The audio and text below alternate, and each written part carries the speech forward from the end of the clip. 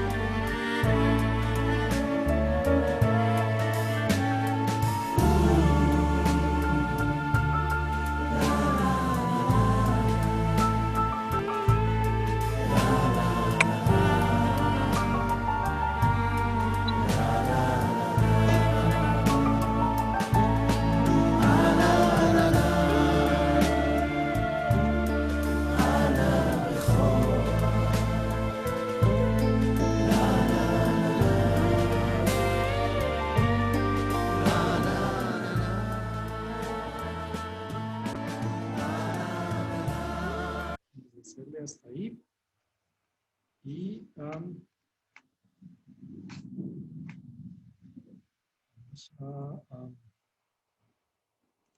continuar, les decía a las personas que están conectadas por ahora, lamentablemente los problemas técnicos no nos permiten poner la pantalla que estamos mirando aquí.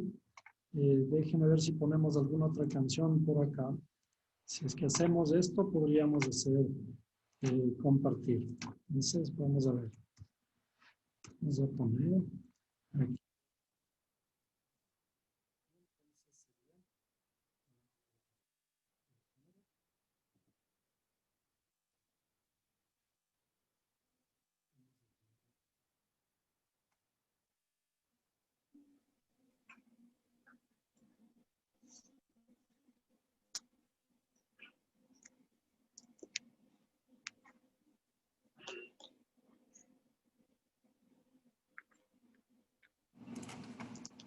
Veamos si podemos poner la canción.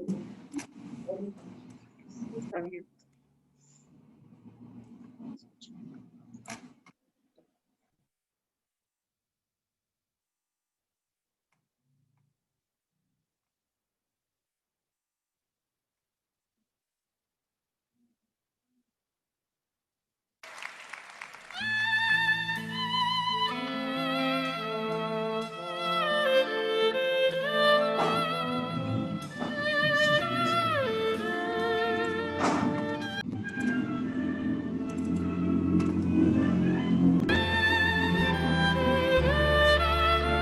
Sí. Entonces,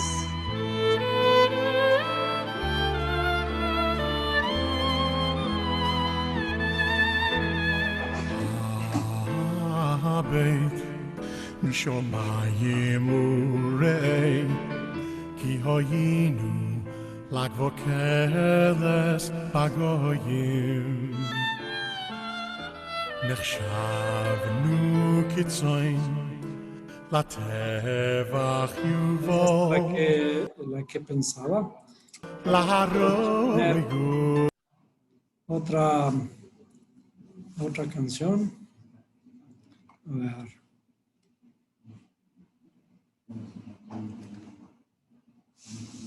Y si no, pongamos, a ver, canciones hebreas.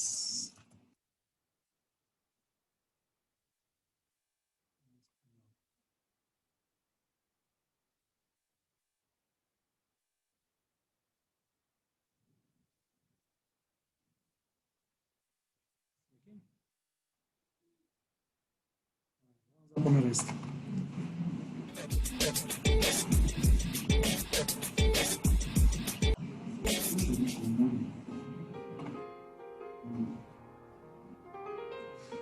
Lamentablemente el sonido no está bien.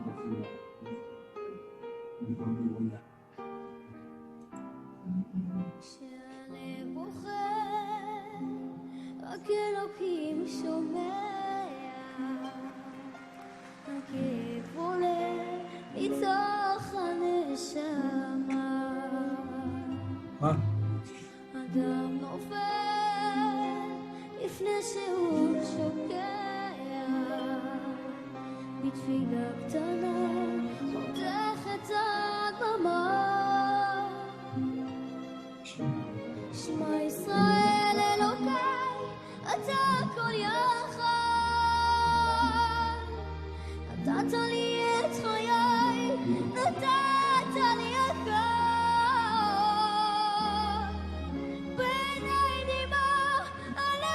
בשקט וכשהלב שותק הנשמה זורקת שמע ישראל אלוקיי עכשיו אני לבד חזק אותי אלוקיי עשה שלא אבחר הכאב גדל ולאן Bueno. Nos vamos a dejar por un momento la música y vamos a tratar de dedicarnos a lo que venimos, a a la clase. Bien, bienvenidos a todos y a Shabbat Shalom. Ahora vamos a hacer el resto del rito. Entonces aquí tenemos pan y vamos a bendecir el pan y compartir el pan. Baruch atah Adonai Eloheinu melech haolam, hamotzi lechem min haaretz. Bendito eres tu Padre nuestro, Rey del universo, que nos has dado el pan, fruto de la tierra. Entonces, cortamos el pan, hacemos pedacitos para que cojan.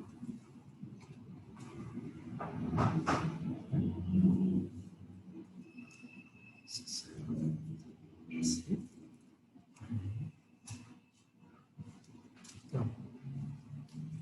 Entonces,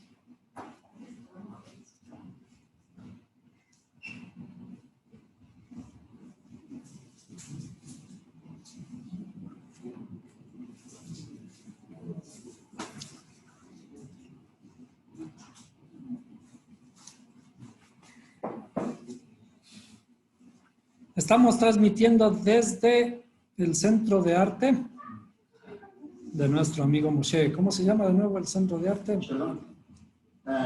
Robert's Gallery. El Centro de Arte Robert's Gallery. Bien. Entonces, que nuestro pan que vamos a comer sea tan dulce como este, ¿no? Que sea de provecho para nosotros en nuestra alma también.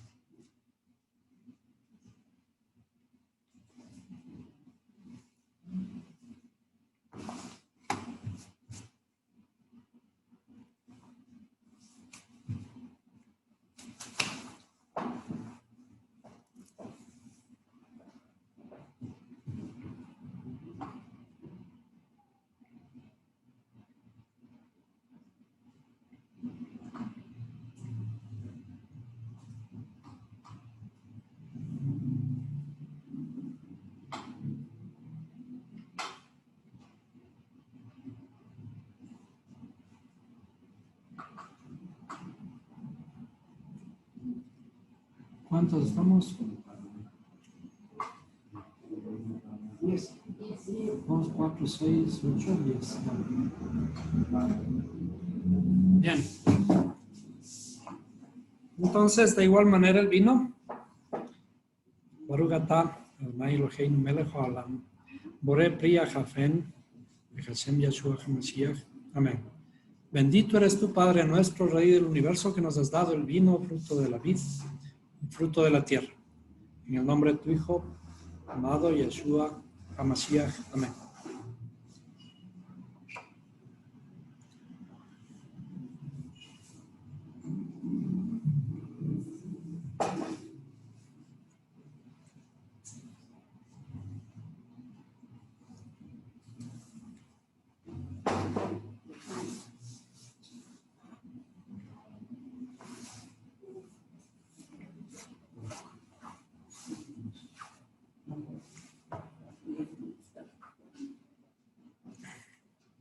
Lejaim.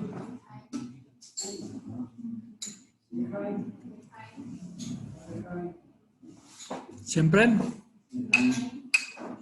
hacemos un brindis, ¿cierto? Por nuestras vidas.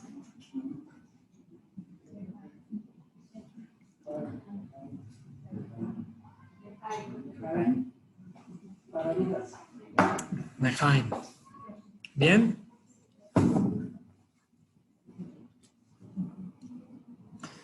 Entonces estamos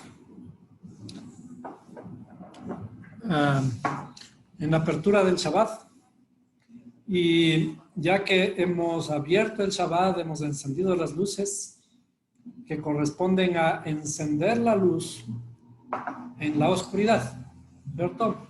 Hemos encendido la luz en nuestra oscuridad y por lo tanto podemos desearnos un Shabbat Shalom. Shabbat Shalom a todos. Normalmente esto se hace con abrazos, con alegría, con danza y todo eso, ¿no? pero por ahora nos limitamos. Bienvenidos nuevamente. Y entonces estamos, creo que ya había parado la grabación. No. Bueno, entonces estamos transmitiendo ahora desde dentro de la Galería Roberts, Galería de Arte Roberts, o Roberts Gallery, para ser un poco más precisos. Es un gusto nuevamente estar con ustedes. Y en este Shabbat estamos ya en varios días del nuevo mes. El nuevo mes, el noveno mes. El noveno mes del año. Desde el punto de vista del calendario bíblico, es el noveno mes. El noveno mes que en esta costumbre, en este calendario, el noveno mes es el noveno mes en diciembre. Entonces estamos en diciembre,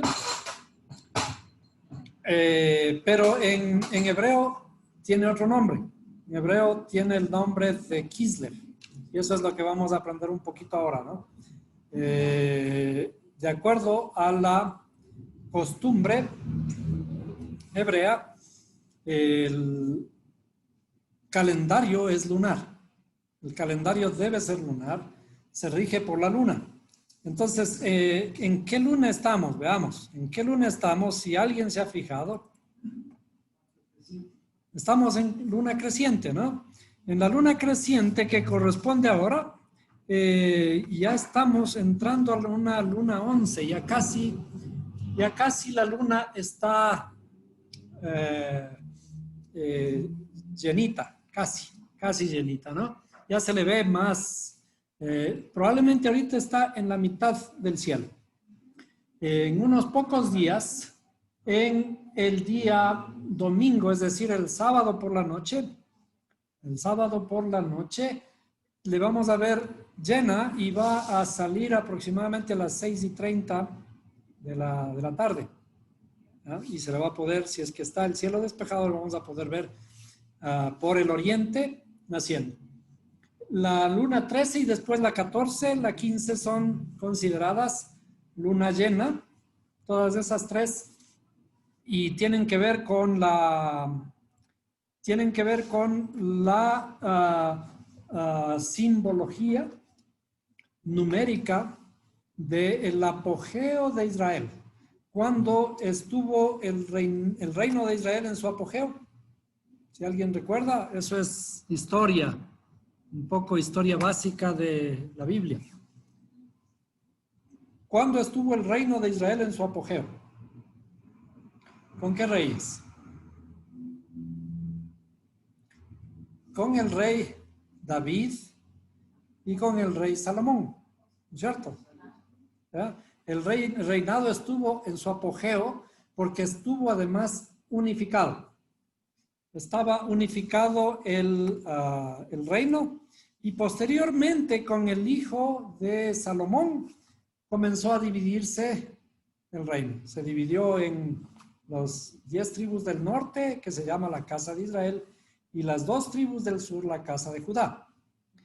Y después de unos pocos años después, unos pocos reyes que sucedieron a Salomón, fueron conquistadas las 10 tribus de Israel y se fueron al exilio, se dispersaron. Eso ocurrió aproximadamente en el año 720, antes de nuestra era.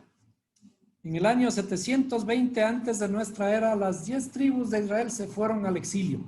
Y en la escritura habla de que se fueron a los 4 vientos. ¿Qué significa? A todas partes del mundo, ¿cierto? Anótense este numerito. Se fueron hacia las 4 partes del mundo. Voy a comenzar a grabar porque después me van a reclamar.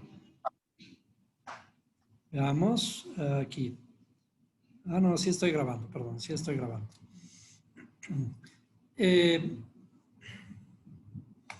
Les decíamos entonces que el reino de Israel fue dividido en las 10 tribus del norte, llamadas la casa de Israel, y 2 tribus al sur, llamada la casa de Judá. Las 10 tribus del norte fueron dispersadas hacia los 4 vientos, los 4 puntos cardinales. Y las 2 tribus de Israel, las 2 tribus, la tribu de Benjamín y de Judá, llamada las tribus de Judá, la casa de Judá, permanecieron hasta un poco después de la época de Jesús, de Yeshua. En realidad, hasta el año 70 en que fue destruido el templo y les expulsaron a los judíos del territorio de Israel. Es decir, por un periodo aproximadamente de 700, casi 800 años, en Israel estaban únicamente las 2 tribus de la casa de Judá, las tribus de Judá y de Benjamín. Y las otras 10 tribus estaban en la dispersión. ¿Cómo se llaman a esas 10 tribus? Decía nuevamente, es la casa de Israel, que también se le conoce en los profetas como Efraín. Cuando dice, Efraín se fue con sus amantes. ¿Sí? Entonces, Efraín se le llama también a Israel, y también se llaman las 10 tribus de Israel. Y cuando Yeshua viene, dice que él no ha venido por los gentiles.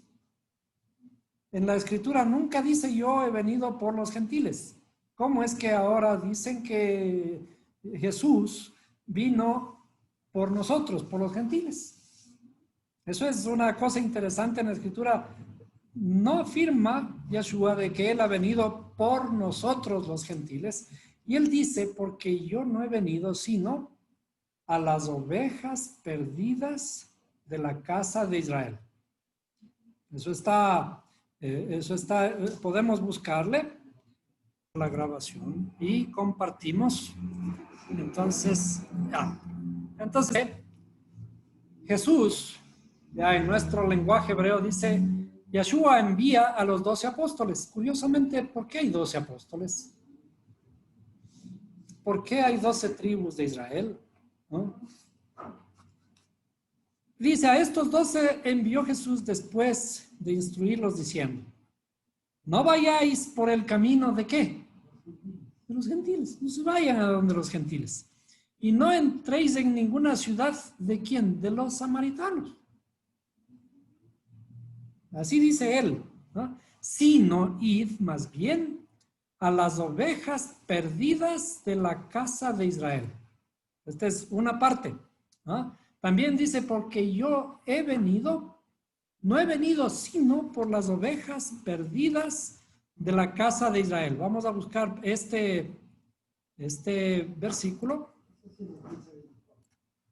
15:24. Otra vez, ¿no? Mateo 15:24. Sí, perfecto.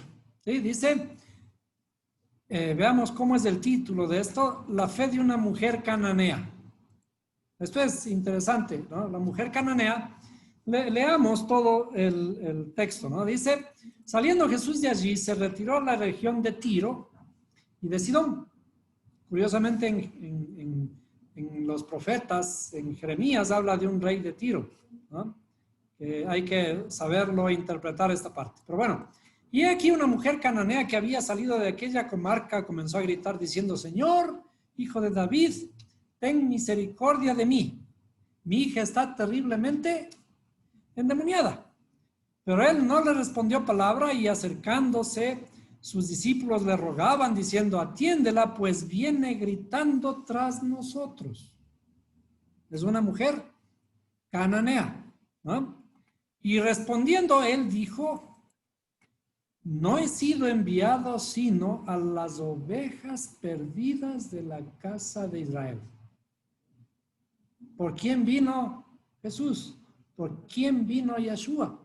No dice por los gentiles, dice por las ovejas perdidas de la casa de Israel. Pero acercándose, ella se postró ante él diciendo, Señor, socórreme. Y él respondió y dijo, no está bien tomar el pan de los hijos y echárselo a los perrillos. Qué bien, qué lindas palabras las de Jesús. Dice, yo no he venido por los perrillos. ¿Qué dirían ustedes si a uno le dicen no seas perro? ¿Cierto? Es lo primero que salimos a defendernos. ¿A cuál perro? ¿Cierto? Entonces dice, aparentemente Jesús estaba mandando un mensaje muy fuerte, ¿no? Pero algún rato hemos de explicar esto con un poco más de detalle, y lo que ocurre después es de que la mujer se muestra con humildad, acepta una especie de insulto, y entonces Jesús o Yeshua le hace el milagro que ella pedía. Dice, y su hija quedó sana desde aquel momento. O sea, aparentemente por la fe grande de aquella mujer, aparentemente, como digo, pero ya hemos de explicar el detalle de qué significa toda esta parábola. Es una bonita parábola. Pero bien, entonces decíamos que en la historia del pueblo de Israel, vamos a dibujar por aquí, en la historia de Israel, en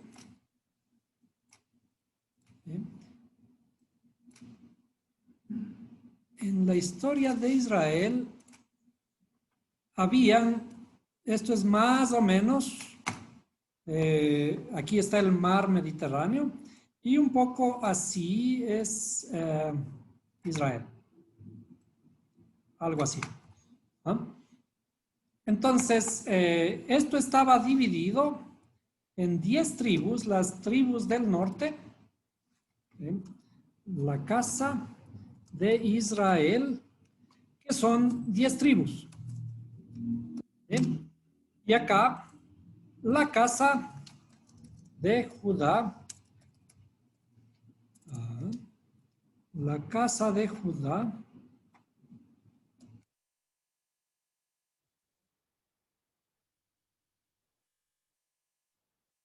casa de Judá, 2 tribus, ¿no? Entonces, estas 10 tribus del norte fueron llevadas al exilio. Estas 10 tribus de aquí fueron llevadas al exilio. ¿A dónde? A los 4 vientos. ¿Sí? A los 4 vientos fueron dispersados. ¿Y qué dicen los historiadores? ¿Qué dicen? ¿Qué dice todos los estudiosos de la Escritura respecto de la casa de Israel hasta el día de hoy? Hasta el día de hoy no se sabe dónde están las famosas 10 tribus de la casa de Israel. Están perdidas. Se perdieron en los 4 vientos. Entonces aquí hay, vamos a poner aquí 4 vientos, ¿no? Los 4 vientos que simbolizan las 4 direcciones del mundo. Entonces están hasta lo último de la tierra. Dice, la escritura de los profetas dice, yo te dispersaré, yo mismo te envié, yo te envié a los 4 vientos hasta lo último de la tierra. Pero yo mismo te recogeré. ¿Sí? Es decir, esta profecía tiene que cumplirse. El retorno de las 10 tribus de la casa de Israel que están perdidas. Entonces, ahora, después de esto, estamos hablando, esto ocurrió, esta dispersión, vamos a ponerle aquí, ocurrió aproximadamente 700 años antes de la era común. Antes de la era común. ¿Sí? Antes de la era común. Bien. Pero hay una historia que ocurrió 200 años aproximadamente antes de esta era. Entonces vamos a poner 200 antes de nuestra era, de la era común, ocurre otra historia. La historia de la invasión de los griegos, de los greco-asirios al territorio de Israel. Entonces ahora las dos tribus ya estaban asentadas aquí en todo este territorio de Israel y vienen los greco-asirios, invaden Israel, pero en ese tiempo esa invasión fue pacífica, porque fue Alejandro Magno o Alejandro el Grande que llegó a Israel con una idea muy buena acerca del pueblo judío. Entonces él, inclusive cuando llega en su caballo, se bajó del caballo y se arrodilló, se inclinó ante el sumo sacerdote. Entonces una conquista de ese tipo no era tan conquista, era una conquista amigable, ¿no? Desde luego, todo el imperio asirio tomó control de las tierras de Israel, pero el problema fue que Alejandro el Grande murió enseguida, murió temprano. Ustedes saben que Alejandro Magno murió muy jovencito. Y sus sucesores, me parece que son un par de reyes antioquios, tomaron control de los reinos divididos y con el tiempo comenzaron a oprimir al pueblo de Israel. ¿Qué significa que comenzaron a oprimir al pueblo de Israel? Que comenzaron a imponer su cultura. Desde luego, los judíos mismos se impresionaron al inicio de las maravillas de la cultura griega. La cultura griega era muy hermosa, es muy hermosa todavía y cautiva.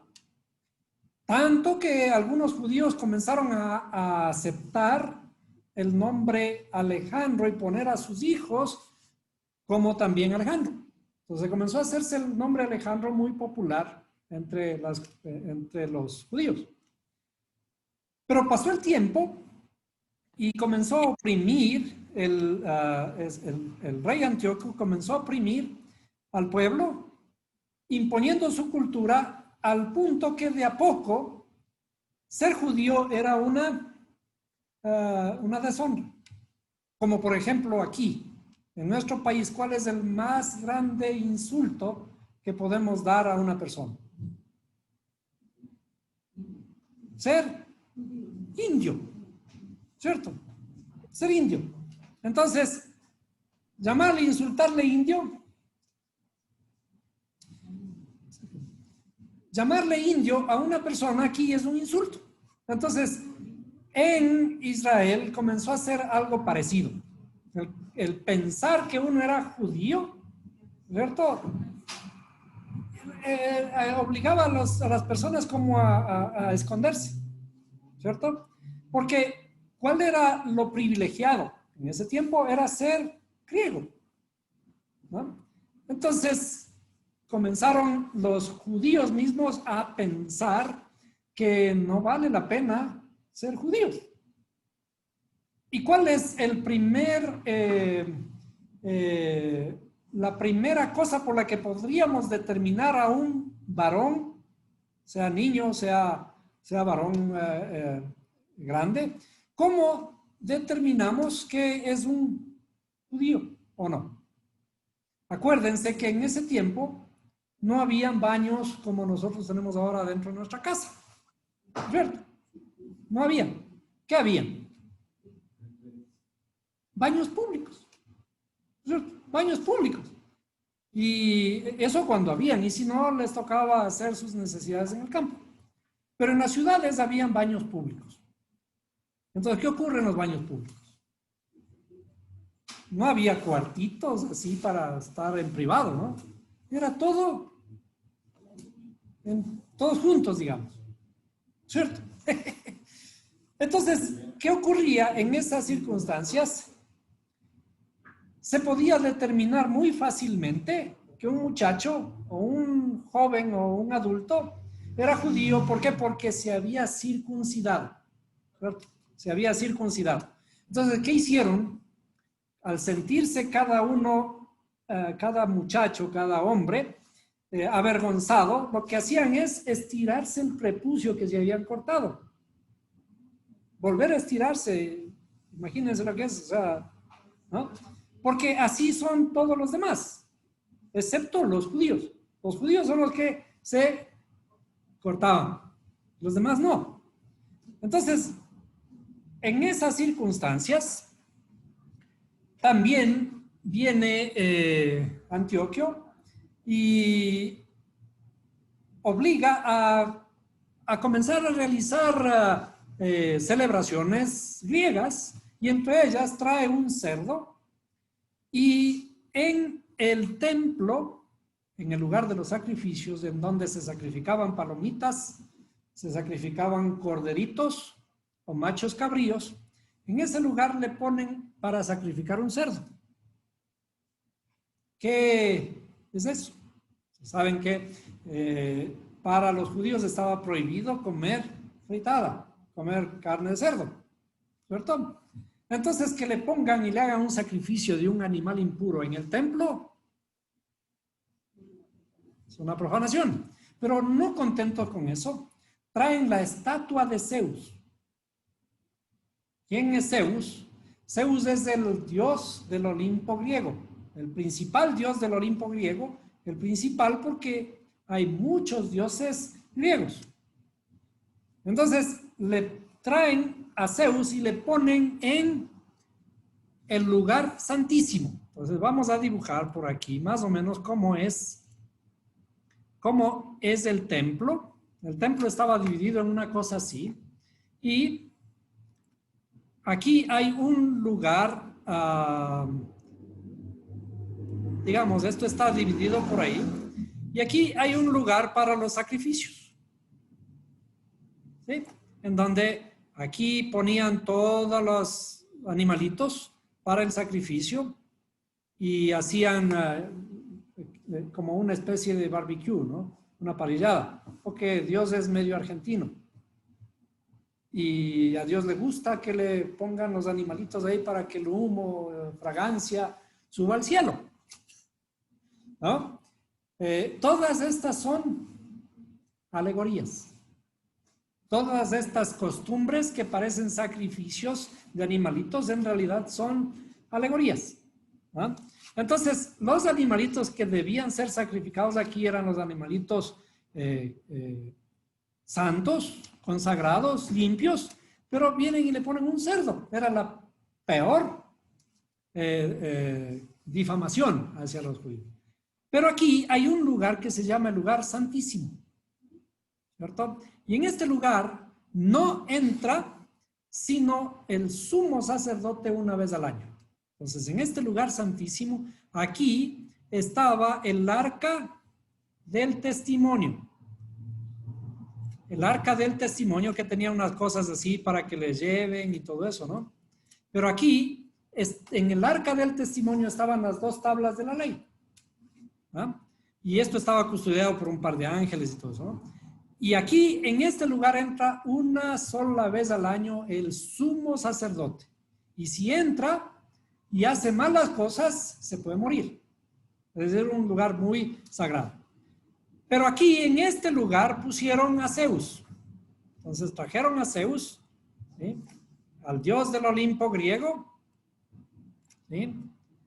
Que tiene una cosa ahí en su mano, un cetro y todo eso. Y entonces, cuando hicieron esto, se encolerizaron los griegos, los judíos, y se organizaron a través de la tribu de los macabeos y expulsaron a los griegos de allí. Entonces, ¿qué tenían que hacer? Cuando les expulsan a los griegos, ¿qué tenían que hacer? Limpiar el templo. Tenían que limpiar el templo para rededicarlo, ¿sí? Entonces, vamos a quitar ahora todo esto y rededicarlo nuevamente, y para eso había que encender aquí una lamparita de 7 luces. ¿Sí? Entonces, esta lamparita hay que encenderla con 7 luces y vamos a ponerle ahí rapidito. Esto estamos repitiendo, no sé si ustedes vieron esto ya en la clase pasada. ¿Ah? Bien. Pero ¿qué ocurre? Para encender esta lámpara es necesario aceite. ¿Qué hay que buscar entonces? Hay que buscar una botellita de aceite.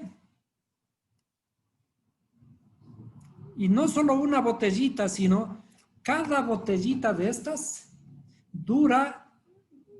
es la medida para un día de luz. ¿Ah? Y esta tiene que tener un sello. ¿Sí? Nadie puede romper ese sello. Es un sello que significa, como este vino, ¿se acuerdan? Estaba sellado.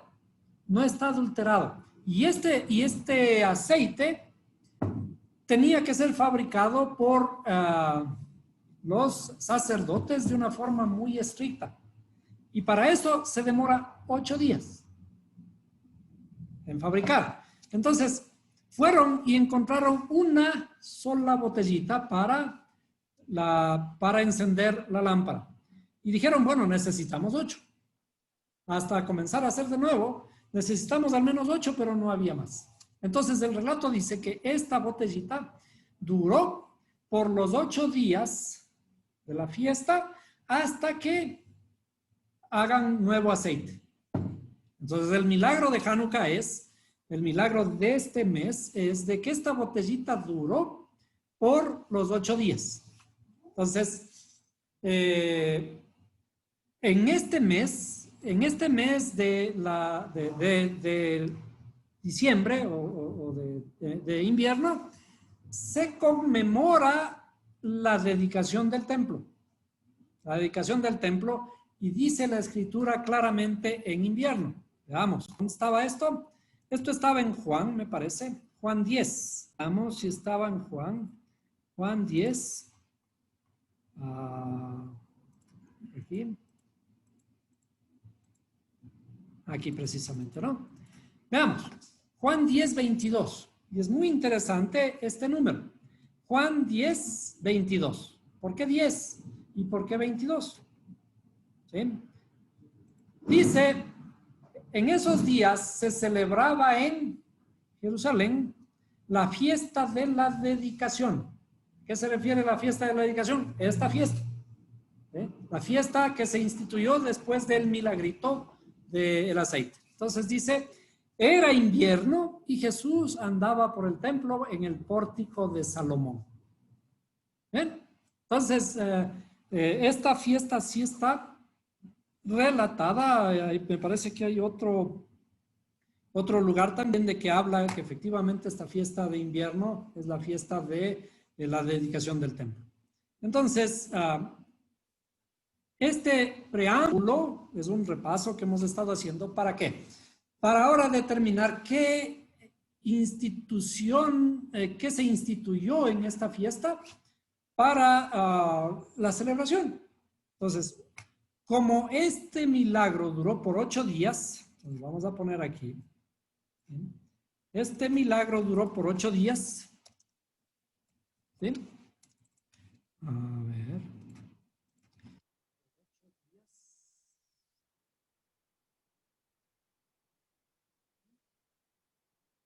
Hagamos entonces una fiesta por 8 días. Entonces, se creó una lámpara diferente que ya no tiene 7 luces, ahora va a tener 9 luces en total. Entonces, esta lamparita tiene 1, 2, 4, 6, 8 y ahora una en el centro, ¿cierto?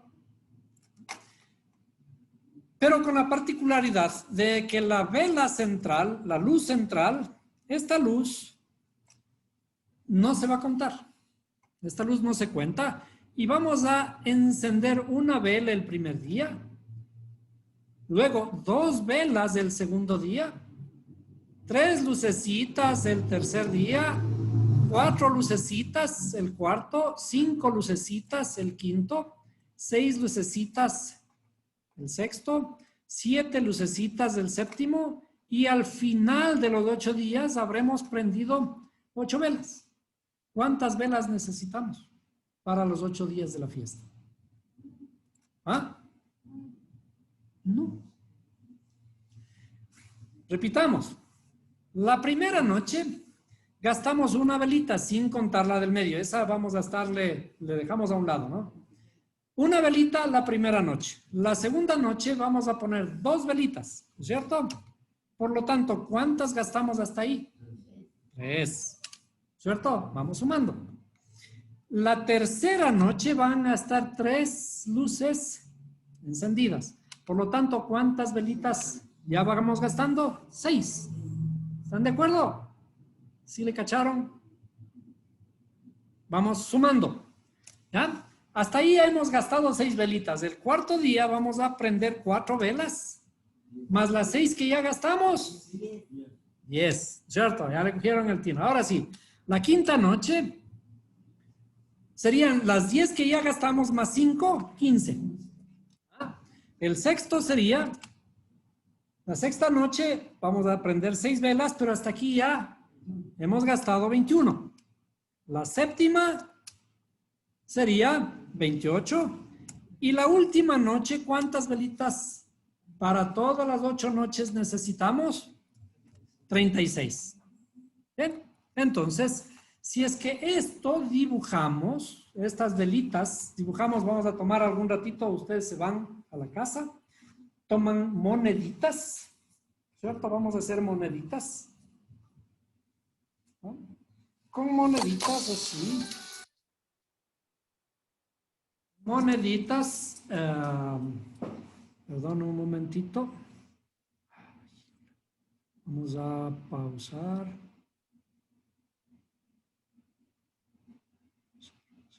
Ya. Entonces, si ponemos la primera noche una velita, ¿cierto? Ponemos una velita por ahí, ¿sí? ¿Ah? Luego, la segunda noche eran 2 velitas. Ponemos 2 velitas, ¿ya? Más la una anterior. Y la otra sería 3 velitas. Entonces, vamos poniendo 3 velitas, así. ¿Y qué se nos va formando? Va formando un triángulo, ¿cierto? Entonces, en realidad, nuestras costumbres se van creando a partir de las costumbres bíblicas. Entonces, este triangulito nos da la idea de un arbolito de Navidad.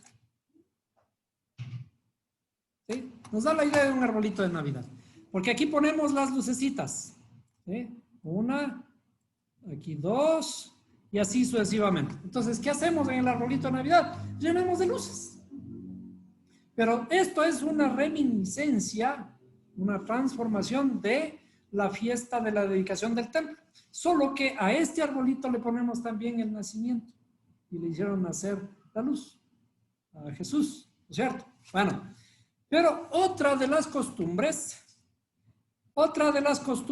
es, hay que hacer de un palito, ¿sí? Hacemos un juguete. ¿Sí? ¿Alguien ha jugado este juego?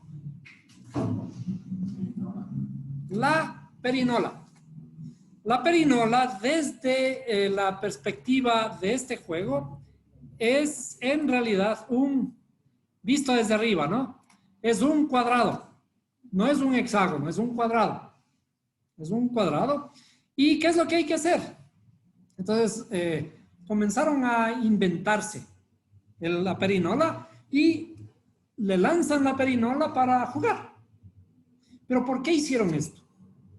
Porque luego de la expulsión de los griegos, ya se quedaron por un tiempo libres. Después de otro tiempo vienen los romanos. En realidad, ¿qué pasó? Como en todas las cosas políticas, para expulsarles a los griegos fueron a pedirles ayuda a los romanos. Entonces los romanos dijeron, no hay problema, vamos, le expulsamos a los griegos. Y después dijeron, no, ahora nos toca a nosotros. Y les conquistaron. Y como les conquistaron ahora a los romanos también comenzaron a hacer lo mismo. No les gustaba que los judíos estudien. Y como les veían estudiando, les prohibieron que estudien. Entonces, ¿qué hicieron los judíos? Mientras estamos estudiando, viene un soldado, nos ponemos a jugar. ¿Cierto? Entonces, ¿cuál era el juego predilecto de esta fiesta? Era la perinola. Y esta perinola, decíamos, tiene 4 lados.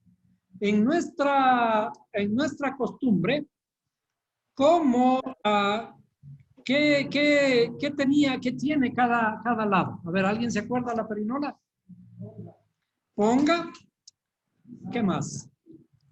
Saque. Deje. Y todo. ¿No es cierto? Son 4. ¿Sí? Entonces simplemente dice ponga, cuando hay que poner se pone 1.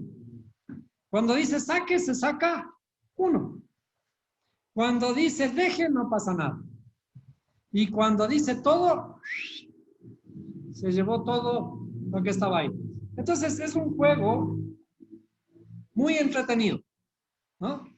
¿Y para quiénes son los juegos? Para los niños, ¿cierto? Pero en realidad se juega también los adultos. También se juega a los adultos. Se juega el juego de la perinola. ¿Por qué se juega? ¿Ah? Porque de alguna forma cuando jugamos, somos niños. Cuando jugamos, somos niños. Y no dijo Jesús, dejad que los niños vengan a mí, porque de los tales es el reino de los cielos. ¿Cierto? Entonces, ¿qué tenemos que hacernos? Niños. ¿Y qué tenemos que, para hacernos niños, qué tenemos que hacer? Jugar. Jugar como niños. Entonces, en realidad, no hay que jugar muy serio, ¿no? Por ejemplo, como para perder el dinero y su fortuna. ¿Para qué jugamos? Jugamos para divertirnos. Pero ahora, si es que además de divertirnos, aprendemos, entonces tiene mayor razón, ¿cierto? Entonces, este mismo juego, pero desde la perspectiva judía, tenía 4 letras. Vamos a ponerle un poquito así, o mejor, le vamos a compartir una pantalla. ¿Dónde está? Aquí. Entonces, la costumbre es de jugar la perinola y en esta perinola tiene las 4 letras. Estas 4 letras hebreas, ¿no? Y estas 4 letras corresponden a esta palabra en hebreo aquí. Esta palabra en hebreo aquí dice Nes Gadol Haya Sham. Es decir, esto de aquí significa Nes Gadol, Nes Gadol, Haya Sham, Haya Sham. ¿No? Eso es en hebreo. Por ahora no nos va a interesar cómo escribir ni cosa por el estilo, pero vamos a tratar de utilizar estas letras de las que están en la perinola, ¿no es cierto? Cada una de estas inclusive es lo mismo que decíamos en nuestra simbología. Tome, deje, ponga y saque. Todo, algo así es, ¿no? Bueno, me salté.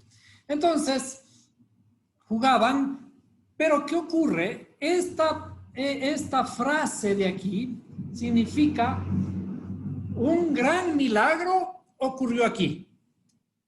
Es decir, cada vez que jugaban, se recordaban o estudiaban acerca de todos los detalles de la fiesta de la dedicación del templo. Entonces venían los soldados y estaban estudiando. ¿Qué hacían? Seguían, se ponían a jugar. Y los soldados veían jugando, entonces no pasa nada. Pero si están estudiando, entonces no deben estudiar. Ok. Entonces, el asunto es que decíamos, la perinola, ¿se acuerdan? La perinola tiene 4 lados. Ahora, ¿a dónde era que fueron mandados las tribus de Israel? A los 4 vientos, ¿no es cierto? Entonces, ¿de qué se trata el juego? Se trata el juego también de recoger a las 4 tribus, a las tribus de Israel, a las 10 tribus de Israel, de los 4 vientos, ¿cierto? Ahora, ¿cómo o quién, cuál es el personaje que trae a las 10 tribus de Israel?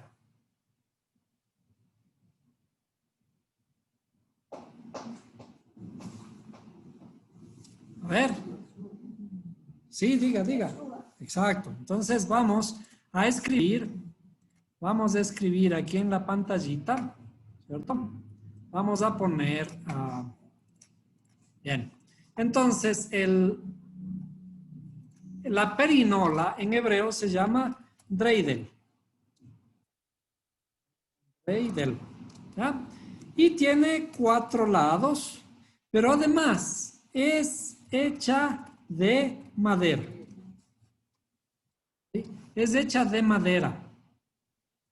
Es una cosa muy importante que tenemos que tomar en cuenta, ¿no? Tiene 4 lados y es hecha de madera. Perfecto. Ahora, las letras que corresponden al dreidel, lo que estábamos viendo aquí son la letra Nun. Voy a ponerle un poquito más grande. ¿Sí? La letra Nun, la letra Hei, la letra Gimel, perdón. A ver, ¿dónde está la letra Gimel? ¿Sí? La letra Hei, ¿ya? Y la letra Shin. Estas son las 4 letras del dreidel. Vamos a ponerle por ahí. ¿Sí? Las 4 letras en hebreo. Entonces ahora, yo voy a necesitar la ayuda de los que saben las letras hebreas. ¿Por qué? Porque vamos a hacer las gematrias. Sin pollas. Sin pollas. A ver, ¿cuánto vale la letra Shin? 300. ¿Cuánto vale la letra Hei? 5. ¿Y cuánto vale la letra Gimel? 3. Y la letra Nun, 50. Bien. Por lo tanto, a ver, rápidamente en nuestra mente, ¿cuál es el valor de 358? Bien. ¿Alguien recuerda qué simboliza el número 358? ¿Nadie recuerda? Yo les voy a recordar y voy a poner las palabras en hebreo y veamos si es que podemos descifrarlas, ¿no? También vamos a ponerle por aquí, vamos a ponerle por acá y voy a poner esta letra, ¿sí? Mem, Shin, Yud, Het. Mem, Shin, Yud, Het. ¿Ya? Mem, Shin, Yud, Het. A ver, más durito. Ya. Entonces, esto es la palabra Mashiach. ¿Qué es Mashiach? Perdón. ¿Qué es Mashiach desde nuestra perspectiva? Mashiach en hebreo significa Mesías. ¿Sí? Mesías. ¿Cierto? el Mesías. Bien. Ahora vamos a encontrar también las gematrias de estas palabras, de esta palabra. ¿Bien? Entonces vamos. Aquí sería, ¿cuánto vale la letra Het? 8. La letra Yud. 10. Vamos a ponerle un poquito más acasito. 10. La letra Shin. 300. Y la letra Mem. 40. Muy bien. Sumemos. 358. ¿Sí? 358 también vale la palabra Mashiach. Desde la perspectiva hebrea, cuando hay dos números que son iguales, esas palabras o esos conceptos son equivalentes. Por ejemplo, entonces aquí, este dreidel o esta perinola, ¿no? Tiene un valor numérico de 358. ¿Sí? 358. Pero la palabra Mashiach tiene el mismo valor de 358. Por lo tanto, ¿qué podemos decir? Podemos decir que estas dos palabras son equivalentes o simbólicamente equivalentes o iguales, simbólicamente iguales. Significan lo mismo. Es decir, cuando inventaron la perinola, ¿para qué se la inventaron? ¿Para jugar? Sí. Pero también para darle un significado adicional. Es decir, cada vez que jugaban la perinola, estaban recordando o estaban trayendo la luz de Mashiach. O estaban anticipando, porque en ese tiempo estábamos hablando de antes de la venida de Jesús, antes de Yeshua, ¿no? Esta fiesta ocurrió 200 años atrás. Y entonces cada vez que les encontraban a los judíos jugando, en realidad estaban estudiando acerca de Mashiach. ¿Por qué? ¿Por qué decimos eso? Porque también este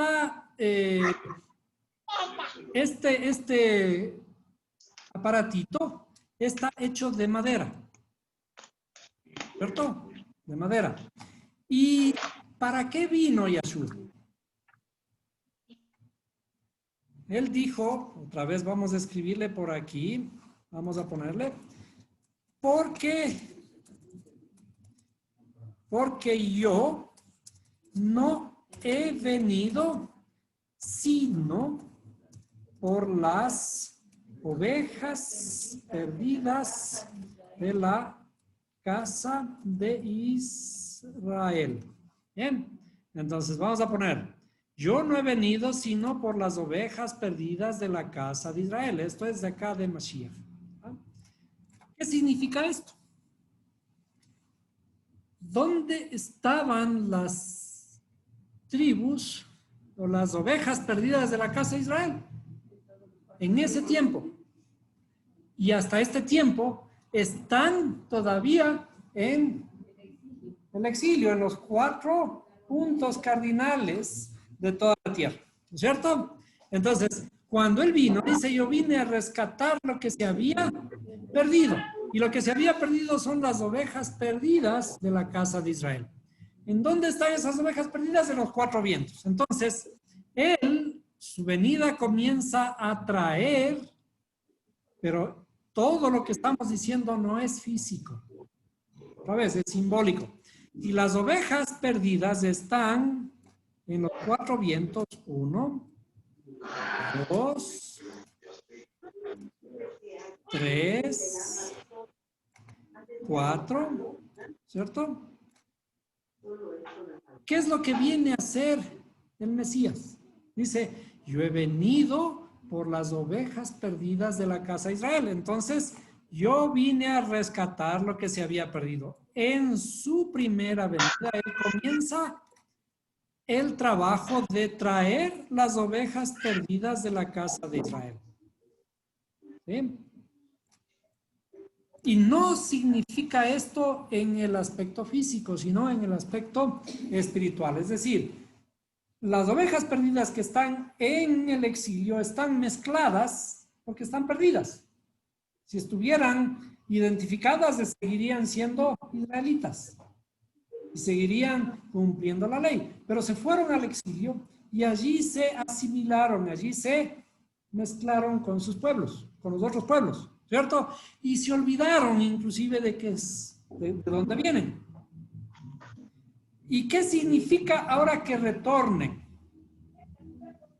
Este mismo al inicio es una parábola, por lo tanto el retorno también es una parábola.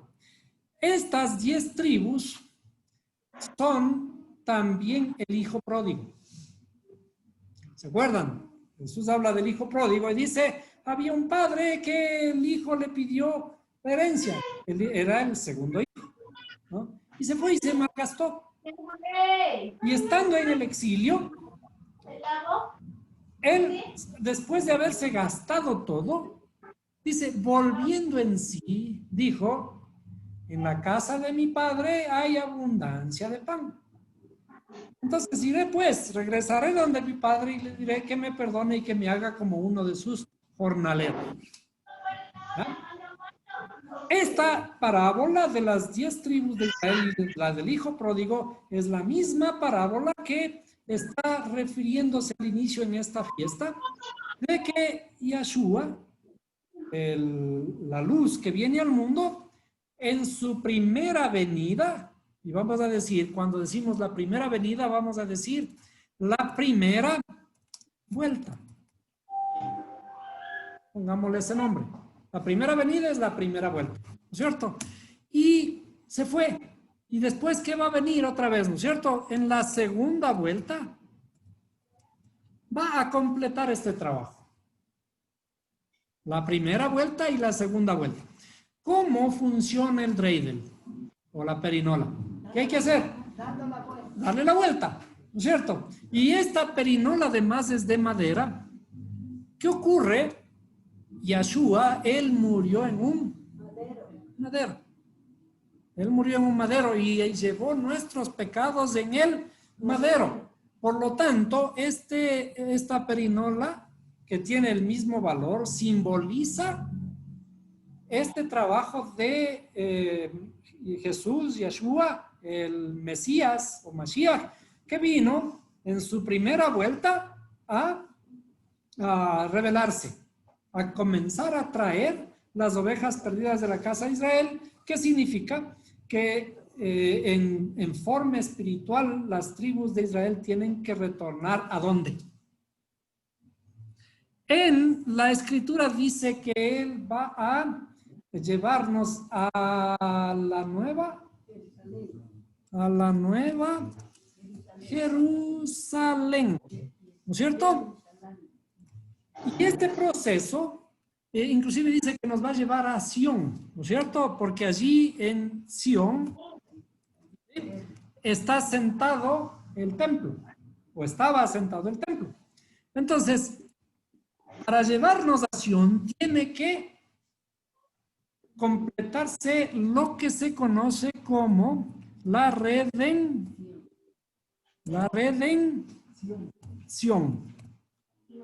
Vamos a poner así, un poquito más grande. Se tiene que completar la redención. ¿Sí? Se tiene que completar la redención porque tenemos que ir a Sión, pero ahora a la nueva Jerusalén, en donde va a estar asentado el tercer templo. No es un templo físico, porque ¿cuál es el templo? ¿Cierto? Porque la escritura dice, porque vuestro cuerpo es el templo del Espíritu Santo. Vosotros sois el templo. ¿Cierto? Está hablando en una forma espiritual. Estamos construyendo el templo.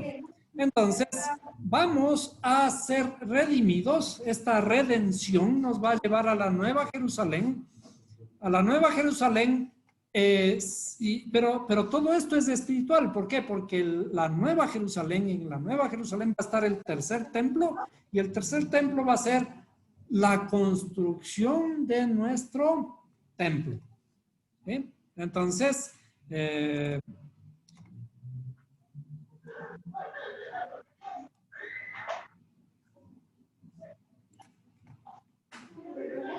veamos dónde estaban los extremos de la tierra. ¿Algo más tenía por aquí? Bueno, creo que es todo lo que les estaba diciendo. Lo que estamos haciendo es, entonces, el proceso de la redención que viene a ser Mashiach. Mashiach es revelar su luz. Entonces, ¿en dónde tiene que revelar su luz? Esto vamos a repetirle nuevamente. Su luz tiene que ser revelada en nuestra interioridad. Entonces, vamos a dibujar. Vamos a dibujar nuestra interioridad, nuestra alma. Está más o menos así, ¿cierto? Voy a ponerle. Esta es nuestra alma. Arriba están las facultades intelectuales, la cabeza. Aquí están nuestras facultades emocionales. Por eso está aquí el corazón. Por eso señalamos aquí que cuando estamos enamorados, etc., ¿qué decimos? Te quiero con... Y nos señalamos así, ¿no es cierto? Te quiero con todo el alma, con todo el corazón. Así, ¿no es cierto?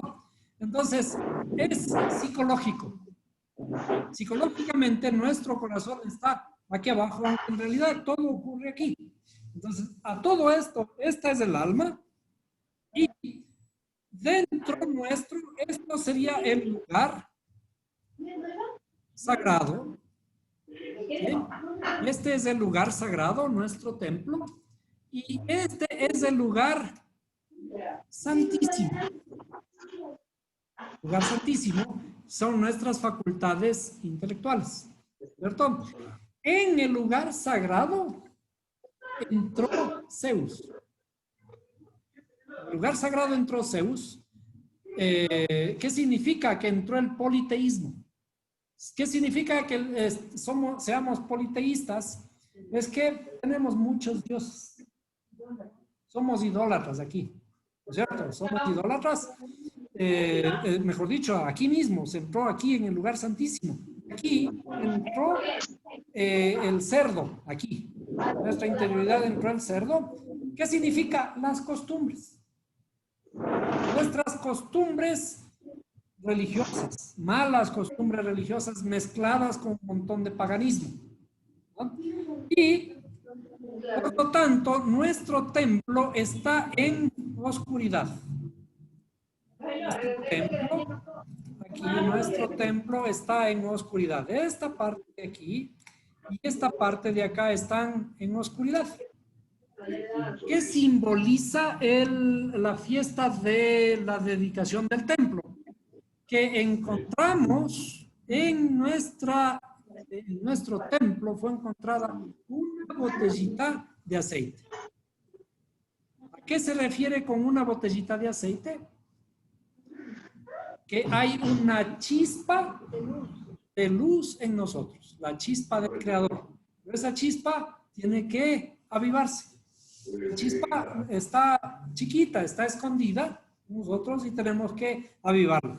Y entonces la celebración de la dedicación del templo es que logramos con esta chispa encender el fuego de nuestra lámpara interior. Perdón, vamos a poner aquí el fuego de nuestra lámpara interior aquí. En esta interioridad tenemos una lamparita de 7 luces. Vamos a ver a qué corresponde. Las 7 luces, vamos a ponerle ahora que tenemos que encender un poquito más intensas, ¿cierto? ¿Cuántas luces hay aquí en esta lamparita? Son 7, ¿cierto? ¿Cuáles son? ¿Cuáles son las luces de nuestro templo? Aquí no van a ver, o sea, si ponemos un foco adentro me quemo, ¿cierto? ¿De qué luz se trata? Del conocimiento, pero el conocimiento está enlazado con ¿qué conoce mi mente respecto de lo de afuera. ¿Cómo conocemos lo de afuera? ¿A través de qué?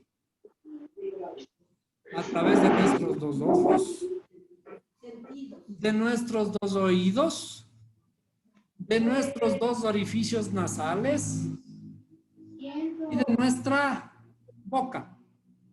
Lo que sale y lo que entra. Esta es la parte más importante, la central, ¿cierto? Entonces, ¿qué tenemos en nuestro templo? Tenemos una lámpara que tenemos que reactivarla.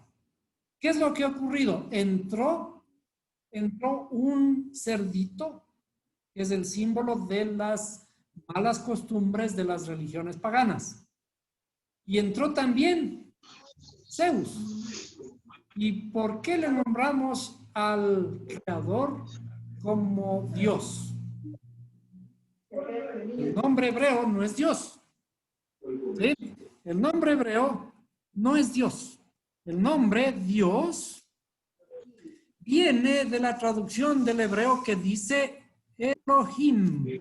Elohim. Está escrito así. Dios en hebreo es Elohim. Pero, ¿de dónde viene la palabra Dios? La palabra Dios viene del griego. ¿De dónde fue traducido nuestro famoso Nuevo Testamento? De los libros griegos. Eso dicen, eso nos cuentan en las iglesias. Cuando se pronuncia Zeus, que no se debe pronunciar Zeus. ¿Cómo se pronuncia Zeus en un español de España? Se pronuncia más suave, se pronuncia más o menos así, ¿cierto? Deus. Y de hecho, en latín se dice Deus.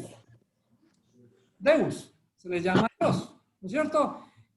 Si Deus, de Deus pasa a Dios, ¿cierto? ¿Qué es lo que estamos pronunciando cuando decimos Dios? Estamos pronunciando a Zeus. Es decir, nuestros conceptos están medios tergiversados. A eso se refiere que en nuestro lugar sagrado haya una mezcla de paganismo. ¿Bien? ¿Y qué tenemos que hacer? Rectificar. Pero no significa en realidad rectificar el nombre, ya decimos de esta forma, no, sino que tenemos que rectificar nuestra idea. El concepto de Dios hebreo es un concepto diferente del Dios griego. ¿Bien? El pensamiento de hebreo dice que Dios es uno. El primer mandamiento judío, el primer mandamiento de la Biblia, el primer mandamiento de toda la Torah, y le preguntaron a Jesús y dijeron, ¿cuál es el primer mandamiento de todos? ¿Qué dijo? ¿Qué dijo en el primer mandamiento? ¿Ah? ¿Seguro? ¿Cómo inicia el primer mandamiento? Escucha, Israel, el Señor vuestro Dios, el Señor es uno. ¿Sí? Y después dice, y amarás al Señor tu Dios con todo tu corazón, con toda tu mente, con todas tus fuerzas. El mandamiento inicia, escucha, Israel, el Señor vuestro Dios, el Señor es uno. Entonces, ¿qué tenemos dentro de nosotros? En realidad tenemos una idea politeísta porque nos metieron un Dios griego. ¿Y qué tenemos que hacer? Tenemos que restituir el concepto hebreo de que el creador debe ser uno, comenzando por nuestra interioridad. Y cuando eso inicia la luz dentro de nuestro corazón. Cuando comienza esa luz, ahí va a ocurrir el milagro. ¿Cuál es el milagro que tiene que ocurrir? Que mi lámpara quede encendida.